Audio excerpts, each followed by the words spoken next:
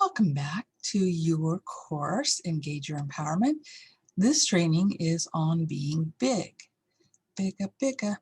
Being big, B.I.G. It is about boundaries. B is for boundaries, I is for integrity, and G is for generosity. Now, by setting and honoring our boundaries, we're going to be releasing ourselves from being drawn into any kind of drama.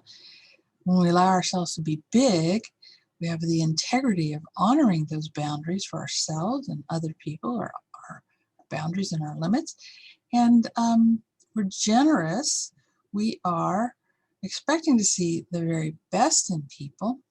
And so then we can actually let go of negative behaviors, habits, and relationships which no longer serve us.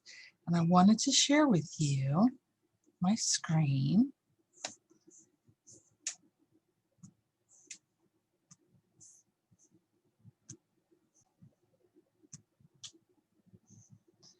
Big, bigger, bigger, big boundaries, big integrity, and big generosity. I don't remember where I heard this, but I love it. Be big. Honor each and every one of these, right? So setting healthy boundaries, right? There's unhealthy boundaries, where you're withholding or you're blocking people or putting up walls. That's not the same thing, right? So a boundary is a limit. You're letting people know what you will accept in behavior and treatment, attitude, communication, and you pretty much have to tell them. You can, raise an eyebrow, or you can, make a face. I think speaking your boundaries is a really powerful thing to do. Different people have different boundaries, different limits. You have to speak it. Now, whether that's in, physical boundaries, whether or not you want to be touched, when you want to be touched, each time you may or may not want to be touched, you change your mind about wanting to be touched anytime along the way, you have to advocate for yourself and speak those boundaries. Inside of an emotional or mental thing, when you encounter somebody, there are ways of setting healthy boundaries. You don't have to, it's not healthy to be harsh. Not really, on average. It's not healthy to be harsh. But you can be clear, concise, direct, right? So setting those healthy boundaries is going to give you the support that you need to know, who's in your field, right? A couple of good ways to set boundaries is one, grounding. So grounding is excellent because then you have like a cornerstone, not kind of like, shut up or I'll nail your other foot to the floor, or around, but it's more like, I know where I am grounded. I know from my center out what energy I want in there, who is allowed in or out.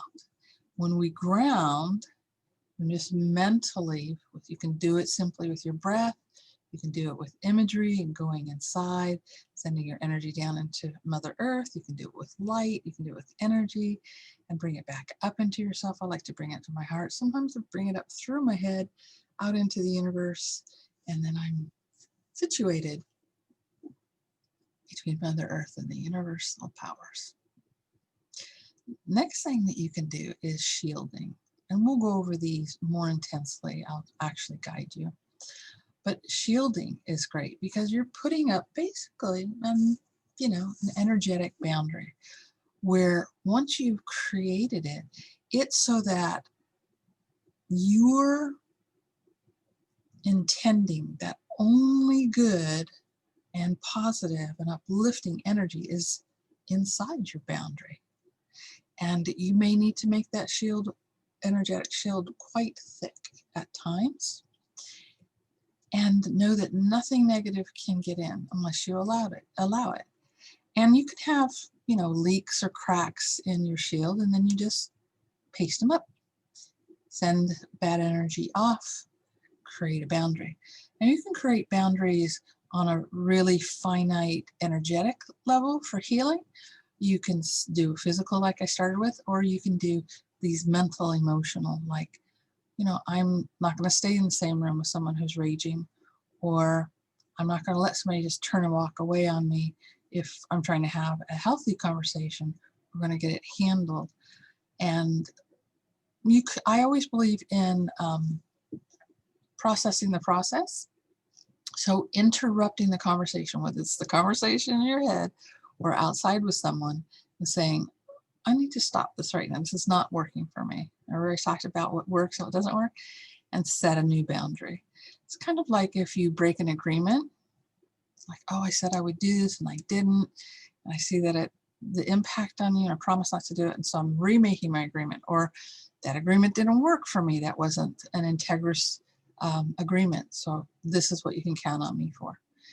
Healthy boundaries keep you healthy and actually help keep other people healthy. That's not their intention, but it's to make sure that you are taken care of. So set your healthy boundaries. That's the B in Be Big. I was thinking of Big, that guy. The I is for integrity. Now, for me, integrity means wholeness and completeness. So wherever you're out on your integrity with yourself or others, just put it back in. So you want to honor your and others' healthy boundaries and limits. And it can be something that you can check in on. You know, is this still okay with you? Is this still okay with me? Knowing that that is a tool that you can use, you can keep coming back to it. Like, oh, that's right, boundaries. Am I honoring my boundaries? Once I've set them, am I honoring them? Once someone else has set them, am I honoring them? Are they honoring my boundaries? Are they honoring their own boundaries? It's good, like with you're with an empathetic person who's being overly pleasing to you. You can stop that. Say, you know, this is okay. You don't need to, you know, do anything for me. I like being with you because we're interdependent, and on some levels we need each other, but mostly it's who do you want to have in your space, right? Once you have your basic needs met, who do you want in your space? And how do you want to be? How do you want them to be? Definitely honoring your boundaries. And the G in Big is generosity. Isn't this interesting? To be big, you want to extend your generosity kind of ahead of the curve. So envisioning others' greatness, meaning you're not coming with a wall up. You're not coming with a negative expectation. You're not assuming people will or won't like you. And if you're in business, that assuming that, oh, well, if they didn't do what I wanted or needed or expected, that it means something about me. People are busy, people are stressed, people are in their own worlds, and if we can see the best in them, find something to focus on that is good, that is a wonderful tool. In comparison to what we had said earlier of, oh, just see one thing and ignore the bad, that's not what we're talking about. We're talking about a generosity of spirit, that when you're being really big and bold and you're out there, you want people to play with you. You want to give of that which you are filling yourself up with. And obviously, if you want to be in a relationship, you want the best for them, right? You want to be in a relationship with someone that you want the best for them because you care for them, and assume that they want the best for you. So if you're in some kind of a difficult situation or conversation, have that at the background. Not only, okay, this is my boundary, you can't speak to me this way. Oh, and I'm going to honor yours, I'll make sure. But I'm also going to offer you my generosity, my generous spirit, that you have greatness, you have the best of intentions, we can have a win-win, and I'm going to look for that inside of you. You're going to find what you look for and what you focus on with most people. All right. So being big, take up more space. Take up more space with your goodness, with your generosity, with your empathy, with, you know, attracting other people with your generosity. But then have the boundaries so that they're not taking from you because you're generous. This is a generous spirit, part of being big. I love it. I just love being big. And I'm going to go back to integrity. Now for me, sometimes in different trainings I've been in, they hold integrity in different ways. So integrity means wholeness and completeness, right? So if you say to yourself, you know, say for me, I'm not going to eat any sugar. I'm not even in integrity saying that because I know I'm going to. So it's better for me to say, today I'm going to limit my sugar to one thing after dinner. And then to honor that, right? Don't let myself off the hook. Don't be out on my integrity, because when I do that, when I don't honor that, my mind's not going to believe me. I need to lay down this new track of integrity where I'm giving my word to myself and others, keeping my word to myself and others, and being my word for myself and others. If I say I'm a generous person, let's be that, you know, on that scale of sine wave of generosity and who I'm being. How generous am I being? How integrous am I being? How much am I honoring mine and other people's boundaries? So another way to look at integrity is, you know, people say being honest, having morals, being countable. I just like a very general, you know, being my word and being countable and being whole and complete. So one of the things you can do in your communication, and everything happens inside of communication, believe me, whether that communication is in your own head with yourself and people you make up, or it's a conversation with God, or if it's with other people, everything happens in a conversation. As adults, we think and then we feel, almost always. That person, ugh, you know, or, oh, this is going to happen. I'm so excited. Adults, we think first. We think about something, we can get ourselves going in a positive way or a negative way. And if you say, I want to be awake, alive, fully self-expressed, joyful, peaceful, then you're not in your integrity if you're letting the ants go through your head, one by one, two by two, three by three. If you're not honoring, there's a boundary you want to set up. Say, okay, this is my sacred space, my sacred headspace.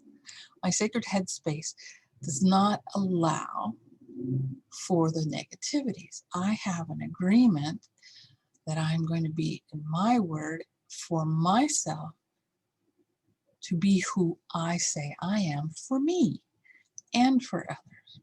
So inside of your conversations, if you're having integrity and if you're in communicating with someone, and if you leave a space, leave things off, then it's not whole and complete. So to complete a conversation is to not withhold, and that has integrity. To leave nothing unsaid. This is different than saying everything that comes to your mind. If you're in a conversation and you don't say how you're feeling, what you want, where your boundaries are, what you will accept, what your intentions are, what your agreements are, then you're leaving things up to assumptions or luck or patterns or hope, or you're withholding. You're not saying, hey, that hurt my feelings, or I feel disrespected by that, or what's underneath everything is I want to feel closer or more love, and I feel that blocked and it makes me sad. So if you are just in some kind of a confrontation, I guarantee you something is not being looked at, it's at play, and something needs to be said, something needs to be communicated. If we go back one more to boundaries. So how do we set those healthy boundaries? You have to contemplate, do some more writing, some journaling. What are my healthy boundaries around physical, emotional, mental, psychic, spiritual, anything you can think of, relationships, so that you have an awareness. All of this is about awareness. When we're just in regular life, we have to be aware of regular life. As we move through all of this, then we're going to start creating something new. Then our awareness is going to be focused later on our awareness. Right now, we need to be aware of these things because they're taking up our time and our energies. So set healthy boundaries. Honor healthy boundaries and limits. And extend your generosity to people. Envision their greatness. Make the best assumptions you can, because in those conversations, I'm going to stop sharing. In those conversations, you want to see people's greatness and you want them to see yours. So you bring your best self and expect the best self. You have no control over other people, just yourself. However, it's all energy. So you're going to attract, like attracts, it really does. You're going to attract people that are also generous. Have you ever made a mistake? It's like, I wish nobody saw that or heard that. And then somebody's generous with you and was like, lets it slide. Partially it may be because they're practicing something like this. Partially it may be that you've been practicing this, and so you have built up a bank account of good feelings with them that you're drawing on. Don't get overdrawn though, because then people will not put up with it. Anyways, be big, be bold, be brave, and be blessed. And we'll see you in the next training, which is about writing a new story for ourselves. All right. Blessings, dear ones.